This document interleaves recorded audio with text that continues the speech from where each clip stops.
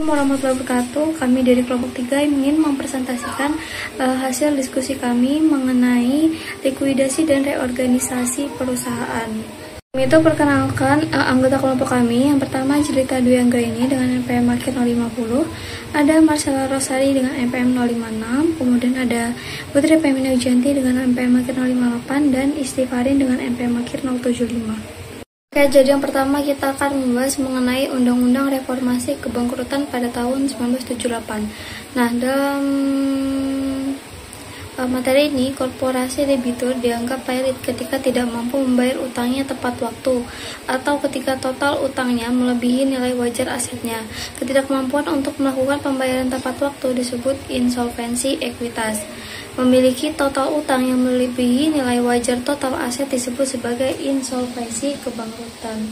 Awalnya, pada proses kepailitan diatur oleh Undang-Undang Negara Bagian, namun sejak Undang-Undang Kepailitan 1898 diberlakukan, undang-undang tersebut dicabut dan digantikan oleh Undang-Undang Reformasi Kepailitan 1978 yang kemudian mulai berlaku pada tanggal 1 Oktober 1979. Kemudian undang-undang baru ini menyusun aturan kepailitan secara lebih komprehensif sekaligus membentuk hakim dan pengadilan khusus kepailitan.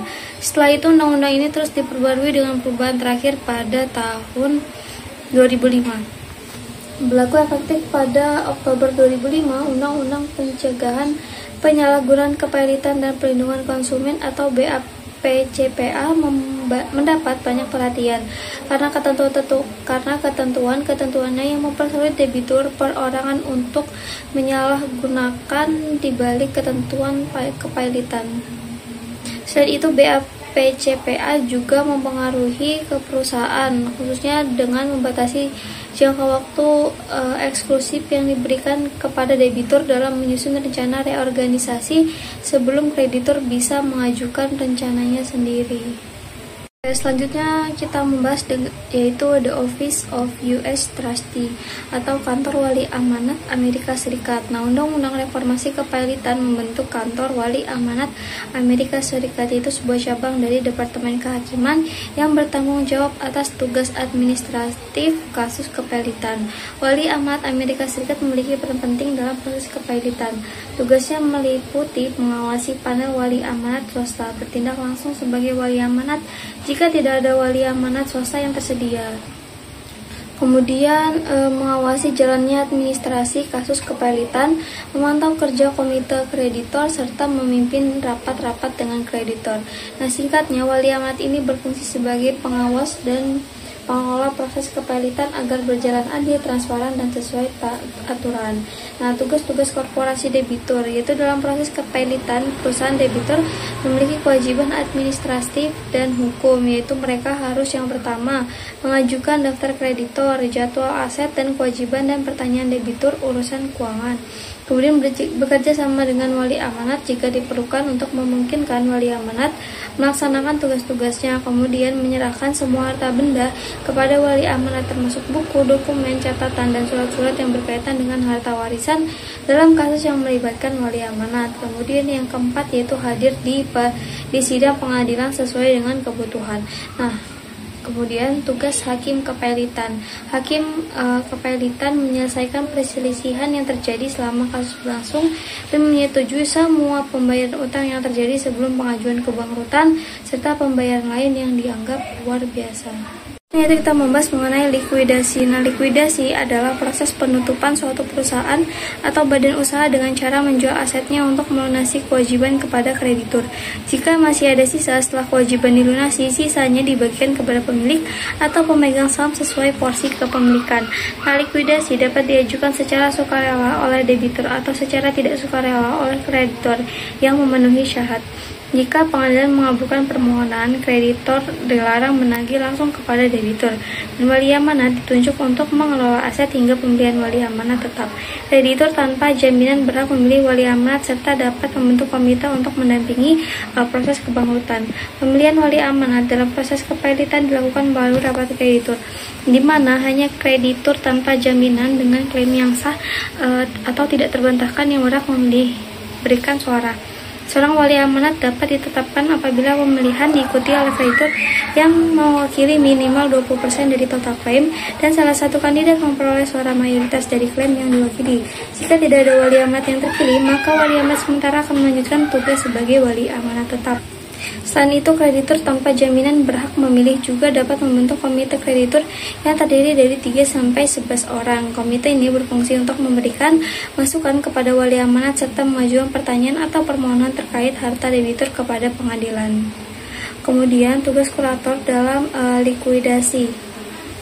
Tugas kurator yaitu dalam pengajuan perkara menciptakan harta warisan. Wali amanat mengambil alih kepemilikan harta warisan, mengonversi aset harta warisan menjadi uang tunai dan mendistribusikan hasilnya sesuai dengan prioritas klaim, sebagaimana diarahkan oleh pengadilan kepelitan.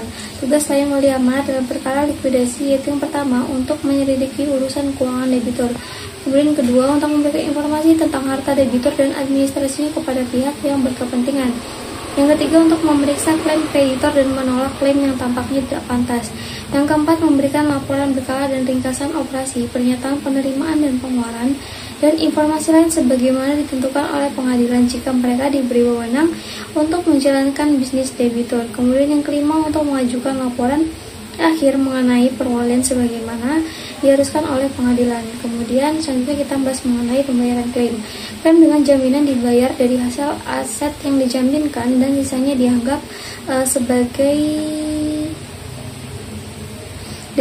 dianggap klaim tanpa jaminan.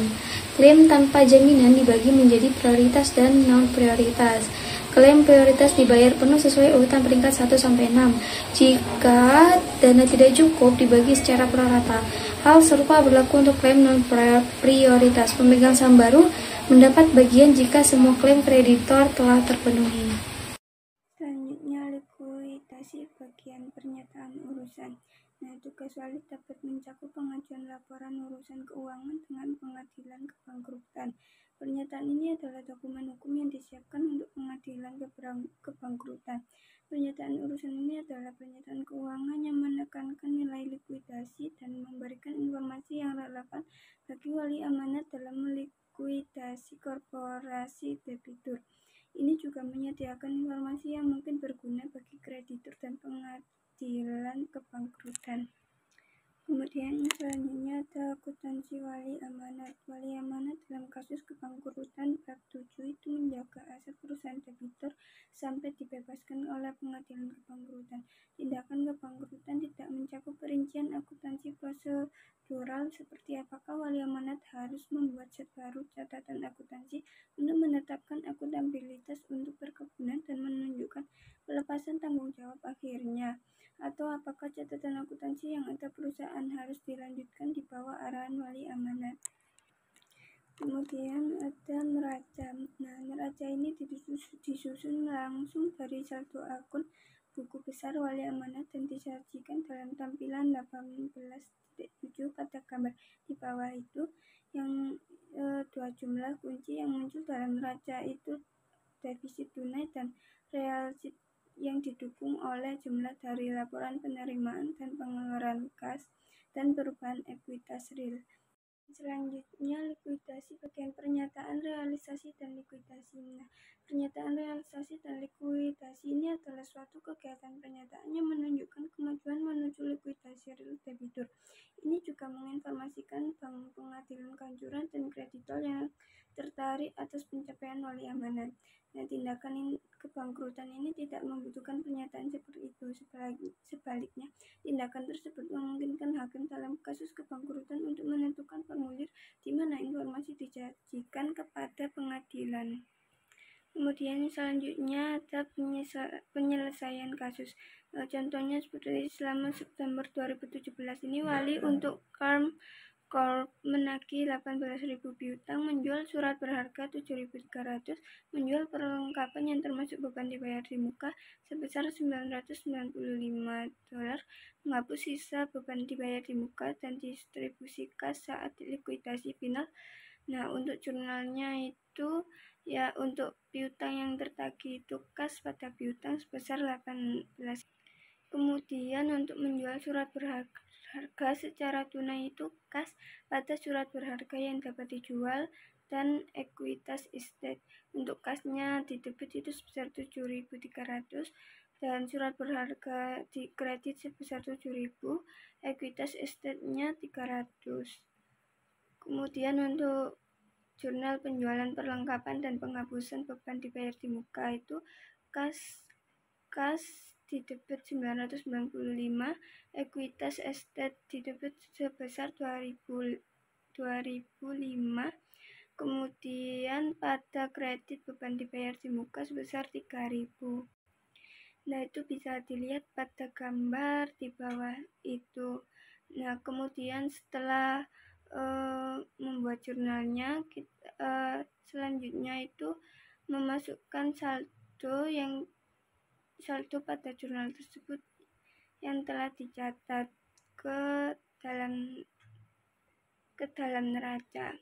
Bisa dilihat pada gambar di sampingnya jurnal tersebut. Kemudian selain menjurnal dan memasukkan ke dalam neraca, gaji wali juga harus menjadi prioritas sehingga harus dibayarkan sepenuhnya. Untuk jurnal mencatat distribusi kasnya itu gaji wali yang masih harus dibayar pada kas sebesar 2.000. Kemudian ada jurnal pembayaran kepada kreditur tidak aman. Ini utang sebesar 53.950 pada beban yang masih harus dibayar sebesar 415, utang wesel pada bank itu 4.980, kemudian hutang wesel pada pemasok 4.150, pada kas di kredit sebesar 63.495.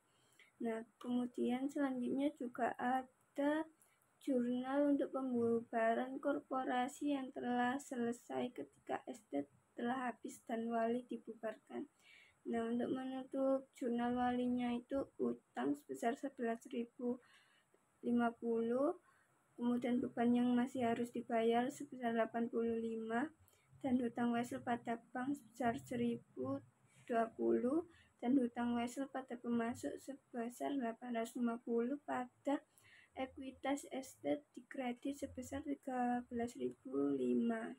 Selanjutnya reorganisasi. Nah, ketika terjadi kebangkrutan, beberapa persekutuan masih berusaha bahwa perusahaan tersebut masih dapat direorganisasi. Untuk yang pertama ada wali amanat atau debitur dalam kepemilikan. Nah, tugas wali amanat atau debitur ini meliputi yang pertama ada bertanggung jawab atas properti debitur, termasuk operasi bisnis debitur. Kemudian yang kedua memiliki daftar kreditur, schedule aset dan liabilitas, dan pernyataan urusan keuangan. Kemudian yang ketiga menyerahkan informasi ke pengadilan tentang estate debitur dan administrasinya. Kemudian yang keempat memeriksa klaim kreditur dan menolak klaim yang tampaknya tidak tepat. Yang kelima mengajukan rencana reorganisasi atau melaporkan mengapa suatu rencana tidak akan diajukan. Kemudian yang terakhir menyerahkan laporan akhir pewalian seperti yang dipersyaratkan oleh pengadilan. Kemudian yang kedua ada representasi komite. Komite kreditur ini bertanggung jawab untuk melindungi kepentingan kreditur yang mereka wakili dan menjaga aset debitur. Kemudian yang ketiga ada operasi dalam chapter 11, yaitu reorganisasi dapat berlangsung dari 6 bulan hingga beberapa tahun. Sementara itu debitur tetap menjalankan bisnis sambil melaksanakan rencana reorganisasi di bawah aturan pengadilan kebangkrutan. Kemudian yang keempat ada kemungkinan manfaat dari chapter 11 atas proteksi terhadap debitur dalam pengadaan. Ini itu dengan persetujuan pengadilan kepalitan, perusahaan mungkin dapat mengurangi biaya tenaga kerjanya melalui PHK atau pengurangan upah, atau dengan menghentikan rencana pensiunan, serta perusahaan dapat menolak kontrak eksekusi tertentu dan sewa yang tidak kadaluarsa. Kemudian yang kelima ada kerugian dari chapter 11. Kerugian ini jelas terlihat bagi perusahaan debitur karena kehilangan kepercayaan kreditur, pemasok, pelanggan, dan karyawannya. Nah, dari kerugian tersebut terdapat tambahan untuk mengoperasikan bisnis di pasar kompetitif ketika belanja modal, akuisisi, pelepasan aset, peminjaman uang, dan sebagainya. Itu memerlukan persetujuan terlebih dahulu dari pengadilan. Kemudian yang terakhir ada rencana reorganisasi.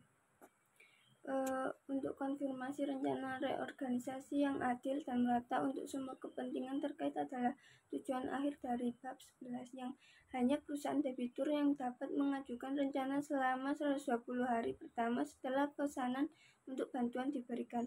Kemudian selanjutnya debitur, wali amanat, komite kreditor, komite pemegang keamanan ekuitas atau pihak lain yang berkepentingan dapat mengajukan rencana. Nah, untuk menetapkan bahwa rencana reorganisasi itu yang pertama dengan mengidentifikasi kelas klaim, kemudian yang kedua tentukan setiap kelas klaim yang tidak mengalami penurunan nilai, kemudian tentukan setiap kelas klaim yang mengalami penurunan nilai, kemudian berlakukan semua klaim dalam kelas tertentu sama, kemudian menyediakan sarana yang memadai untuk pelaksanaan rencana, kemudian melarang penerbitan efek ekuitas tanpa hak suara, dan yang terakhir berisi ketentuan untuk pemilihan pejabat dan direktur yang konsisten dengan kepentingan kreditur, pemegang saham, dan kebijakan publik. Nah, rencana reorganisasi ini dapat mengatur penjualan properti debitur dan distribusi hasil.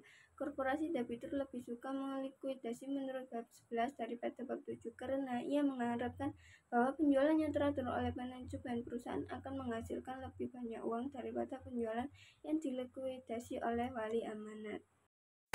Baik, di sini saya menjelaskan tentang laporan keuangan selama reorganisasi. Nah, proses reorganisasi sendiri itu bisa berlangsung lama dan perusahaan itu tetap harus menyusun laporan keuangan sesuai dengan ASC 852.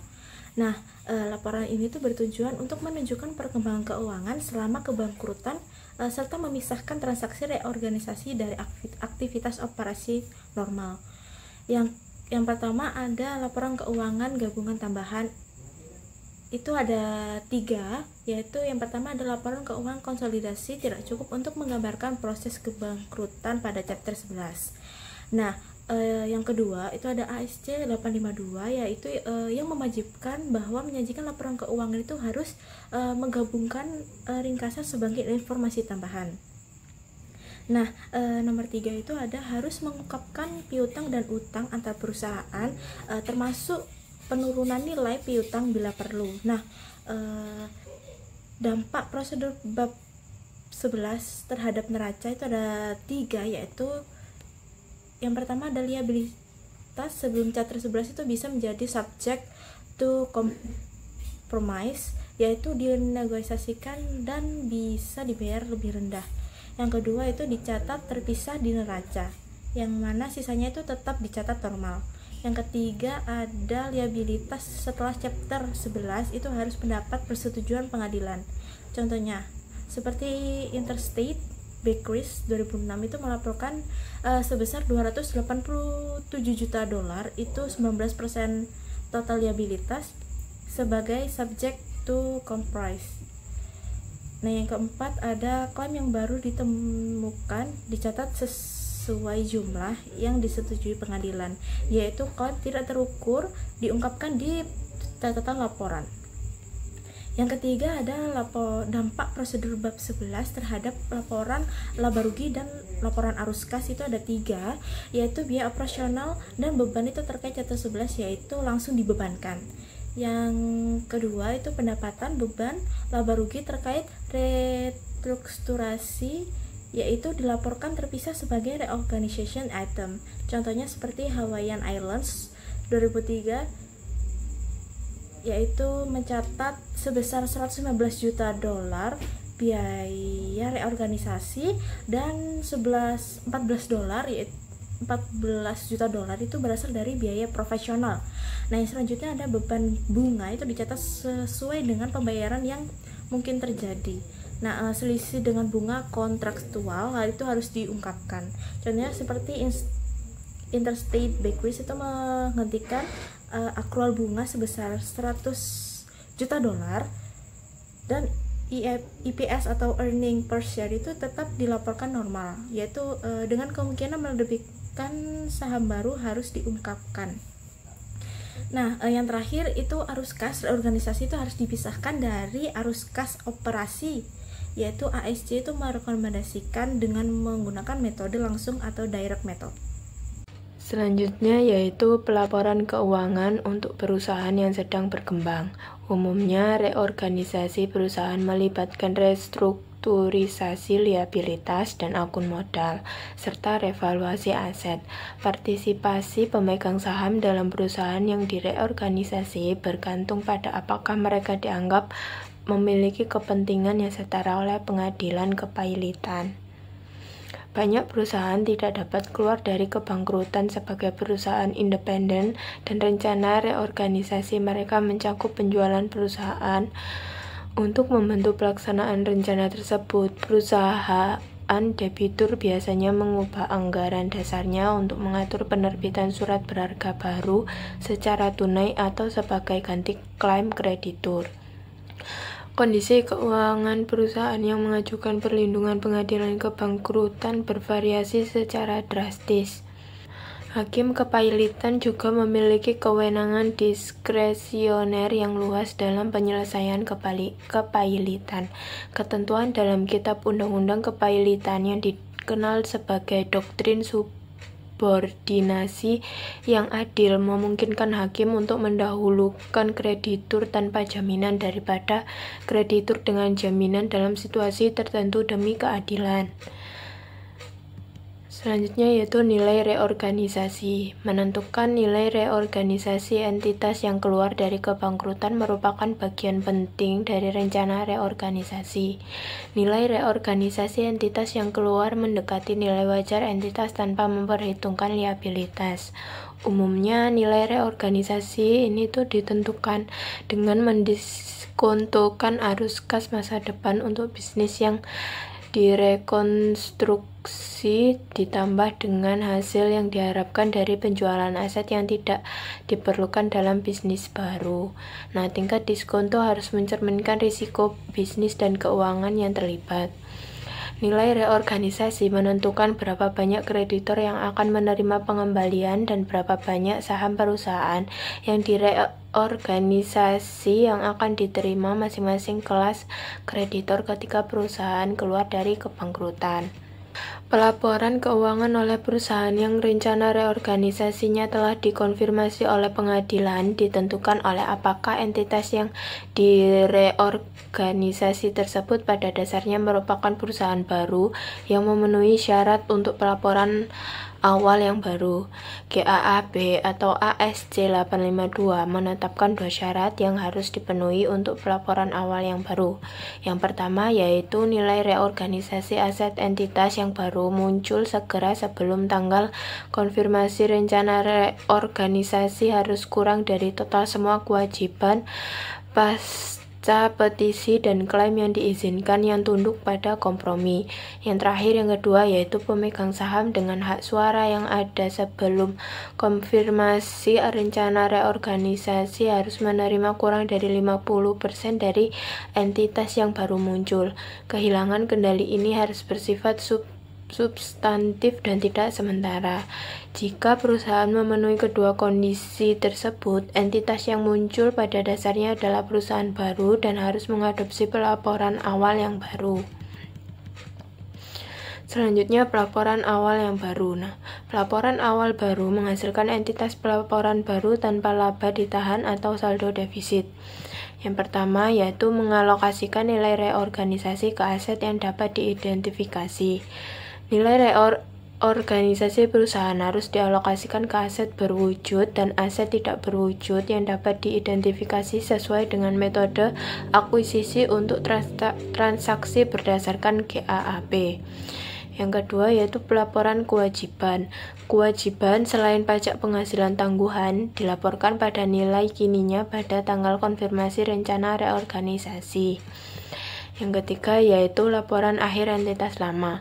Laporan akhir entitas lama per dan untuk periode yang berakhir pada tanggal konfirmasi rencana mengungkapkan dampak penyesuaian terhadap akun aset dan liabilitas individual yang dihasilkan dari penerapan pelaporan awal yang baru. Kemudian pengungkapan dalam laporan keuangan awal entitas baru. GAAP atau ASC 852 mengharuskan pengungkapan berikut untuk dimasukkan dalam catatan atas laporan keuangan awal entitas baru. Yang pertama yaitu penyesuaian terhadap jumlah historis aset dan liabilitas individual.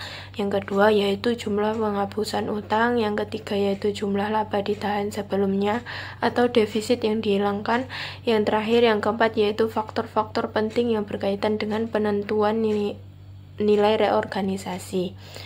Selanjutnya laporan keuangan komparatif. Laporan keuangan awal entitas baru tidak dapat dibandingkan dengan laporan keuangan yang disiapkan oleh perusahaan pendahulu sebelum konfirmasi rencana reorganisasi. Selanjutnya yaitu pelaporan oleh entitas yang tidak memenuhi syarat untuk pelaporan fresh start.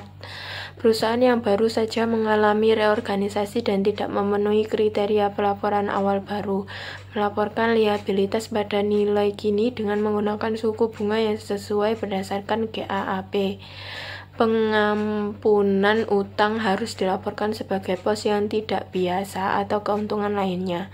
Akuntansi kuasi reorganisasi tidak digunakan untuk entitas apapun yang muncul dari perlindungan pengadilan kebangkrutan. Sekian video dari kelompok kami. Wassalamualaikum warahmatullahi wabarakatuh.